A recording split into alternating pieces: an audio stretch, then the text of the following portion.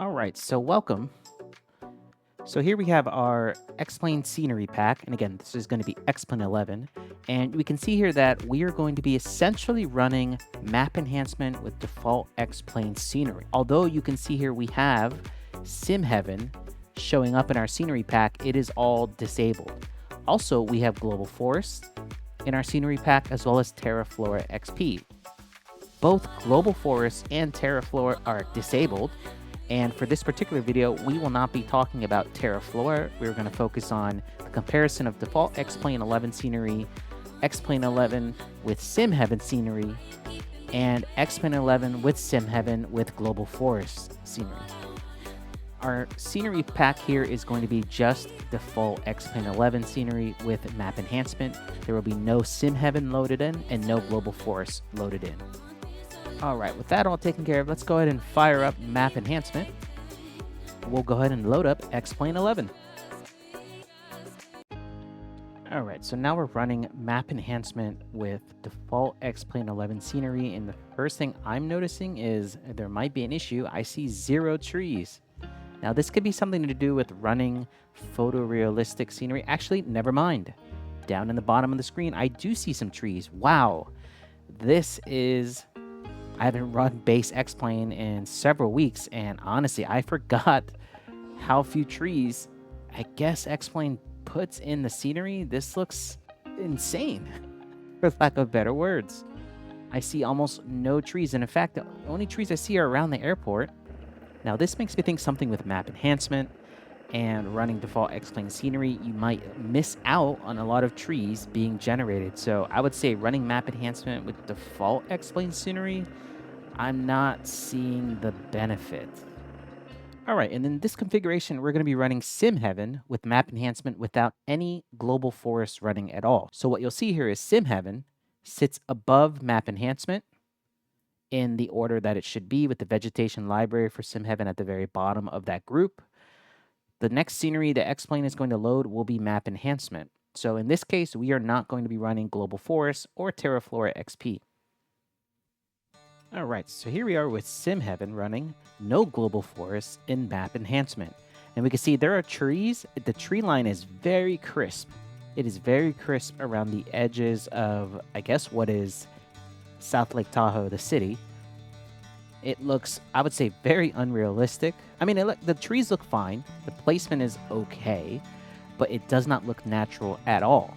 So while you may get the benefit of simHeaven generating a bunch of trees, compared to default X-Plane scenery, you don't necessarily end up with the result that looks natural and believable. So this looks totally acceptable. My only complaint would be that it doesn't necessarily look natural. The way the trees are very much following these, relatively straight lines around certain areas. Now that might be the case, right? Where you've got dense forests and then a lot of trees are trimmed down in neighborhoods, whatnot. So again, this is just a comparison of what would the difference look like in the same location with default X-Plane trees, simHeaven trees, and finally, we'll be looking next at global forest trees enabled with simHeaven forest disabled. All right, so now if we're going to be running global forest plus simHeaven plus map enhancement, we can see, again, as always, map enhancement is on the bottom. From there, we have the custom scenery for global forest sitting above map enhancement.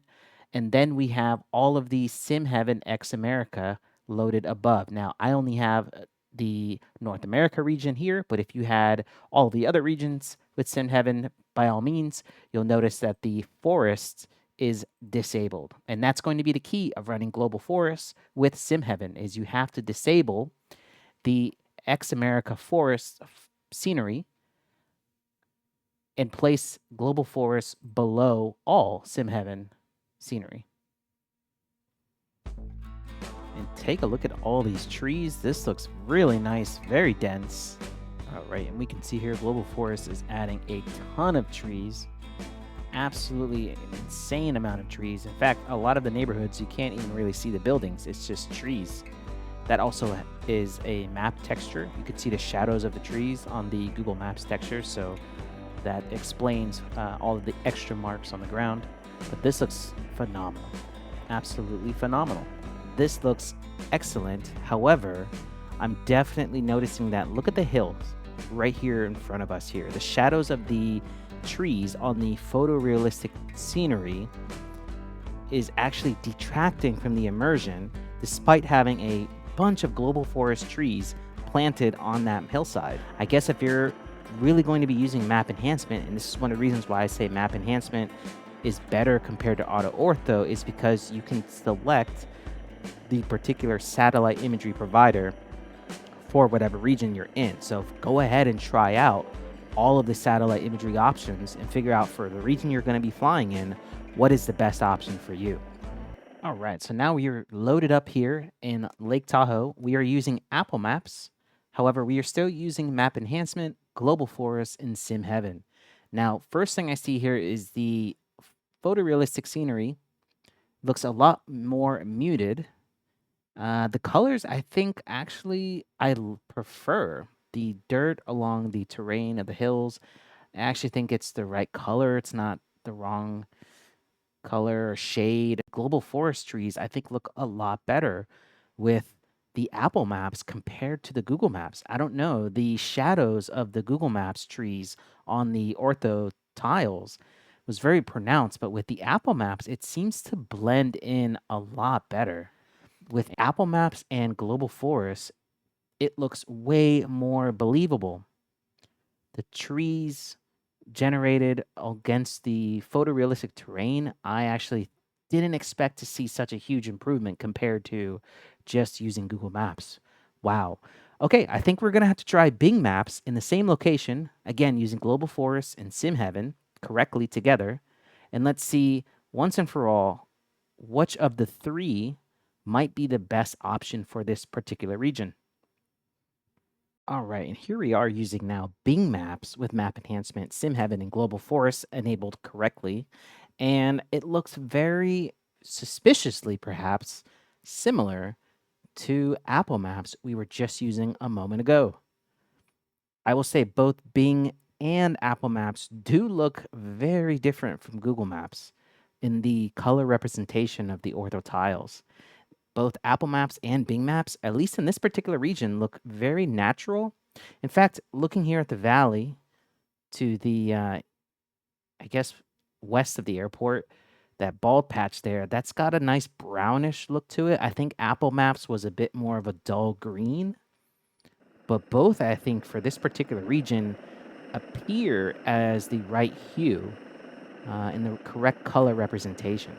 And here, as we start to look at the north side of the airport and the northeast side of the field, again, Bing Maps looking really, really good with global forests.